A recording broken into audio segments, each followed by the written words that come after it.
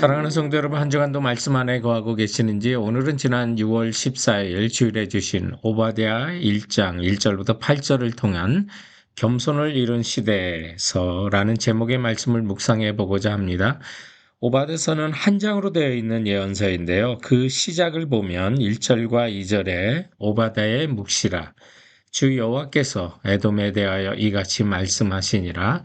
우리가 여호와께로 말미암아 소식을 들었나니 곧 사자가 나라들 가운데 보내심을 받고 이르기를 너희는 일어날지어다. 우리가 일어나서 그와 싸우자 하는 것이니라. 보라, 내가 너를 나라들 가운데 매우 작게 하였으므로 내가 크게 멸시를 받느니라. 뭔가 에돔이 잘못을 해서 죄 때문에 하나님께서 오바댜에게 묵시라고 하는 조용한 계시를 줘서 이방 나라를 일으켜서 에돔을 이제 치게 하시는 그런 장면을, 예언을 1절부터 하고 있는 것입니다. 그래서 에돔을 매우 작게 만드시고 크게 멸시받게 하겠다고 경고하시는데요. 왜 그런가를 역사적 배경을 잠시 살펴보면요. 예루살렘이 유다가 주전 587년에 바벨론에 의해서 점령을 당하고 망하는데요. 이때 에돔 족속이 바벨론을 도와서 유다의 멸망을 도왔던 것입니다. 그 내용이 10절과 11절에 기록이 되어 있습니다. 내가 내 형제 야곱에게 행한 포악으로 말미암아 부끄러움을 당하고 영원히 멸절되리라.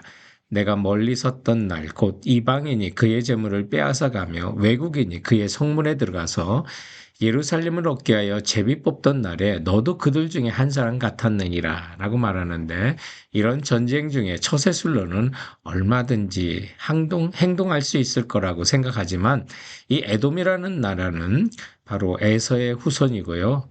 유다는 야곱의 후손입니다. 그래서 에서와 야곱은 모두 이삭의 아들로서 형제간이었죠. 그러니 형제 국가인 그 나라의 침략을 같이 싸워주지는 못할 망정 침략자인 바벨론에 붙어서 유다에 어려움을 더 줬던 것이죠.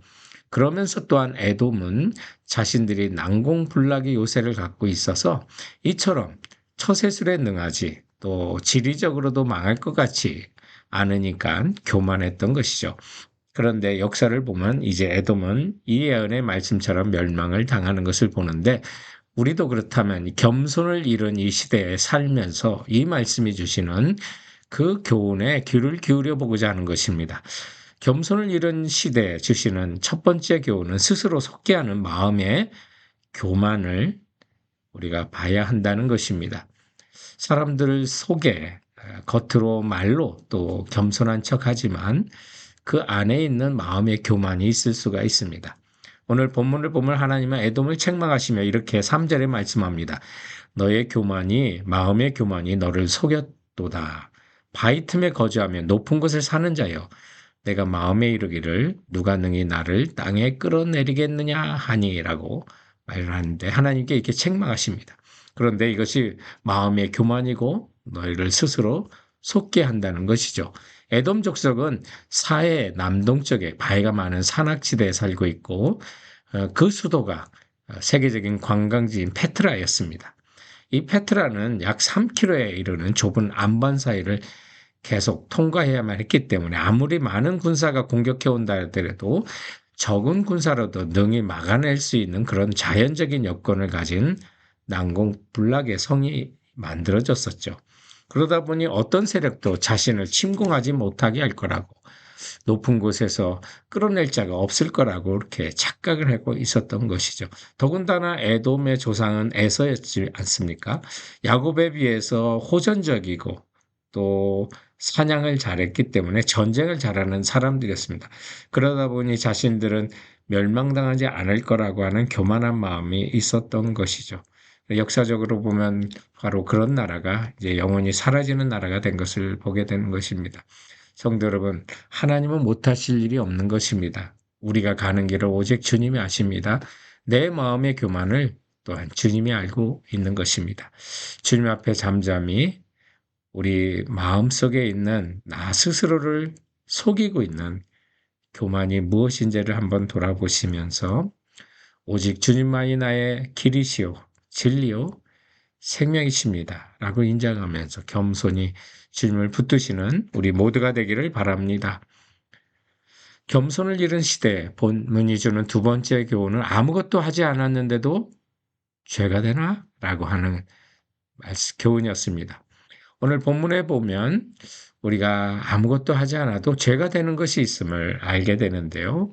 대표적인 것이 에돔이 형제 국가인 유다가 패망할 때 방관을 했고 또 더 나가서 괴롭혔던 것, 이런 모든 것들을 하나님께서 다 기억하시는 그 내용을 책망 속에 담아서 말씀하고 있습니다.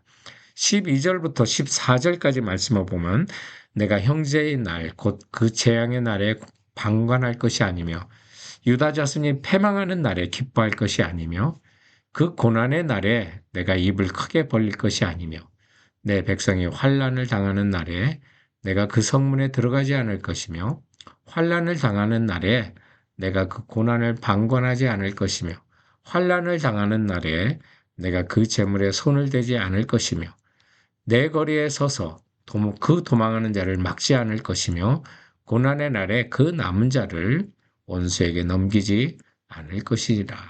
이 말씀은 이제 에돔이 유다에게 행한 그 죄의 내용들이 이제 나열되고 있는 것입니다.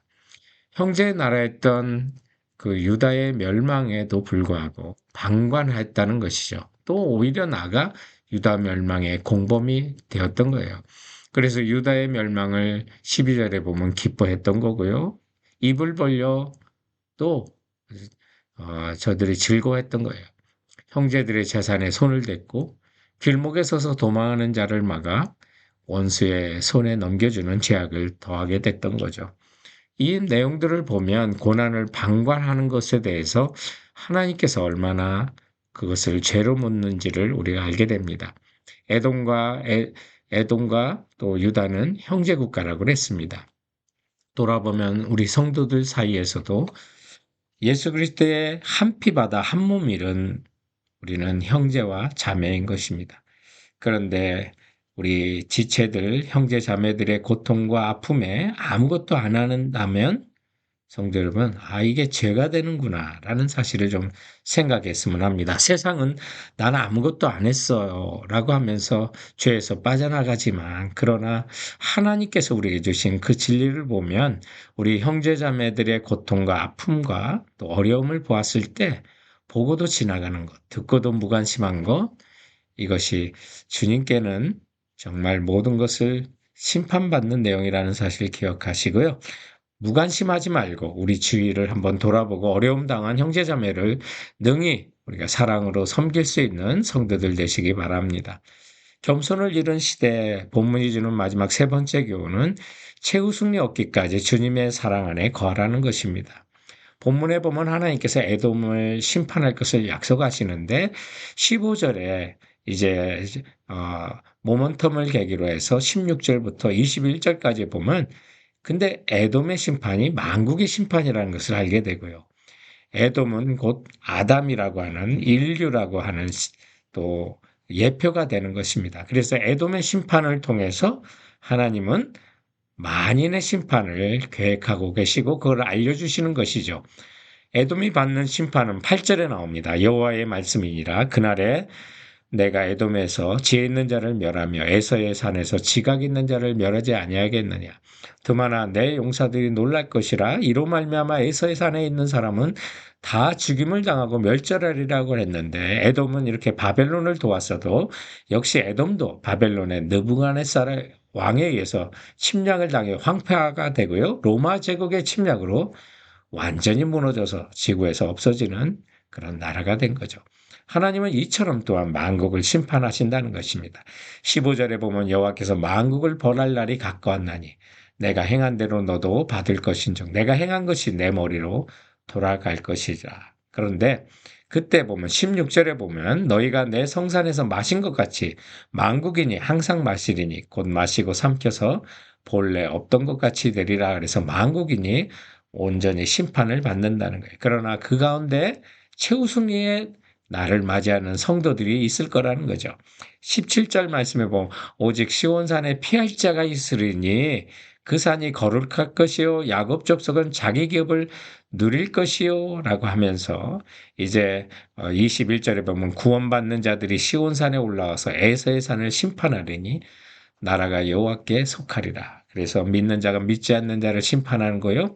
멸망을 당한 이스라엘이 다시 땅을 얻고 들을 얻고 성읍을 얻고 산을 얻는 것처럼 예수 그리스도를 믿는 자들이 하나님 나라를 얻을 것을 예언하고 있는 것입니다. 그러므로 사랑하는 성도 여러분, 최후 승리가 약속되어 있으니 오늘도 주님의 사랑 안에 거하면서 보는 것으로 살지 않고 믿음으로 살아 최후 승리 얻는 성도들 되시길 주님의 이름으로 축원드립니다. 사랑하는 성도 여러분, 그럼 이번 한 주간도 주께서 주신 말씀으로 승리하세요.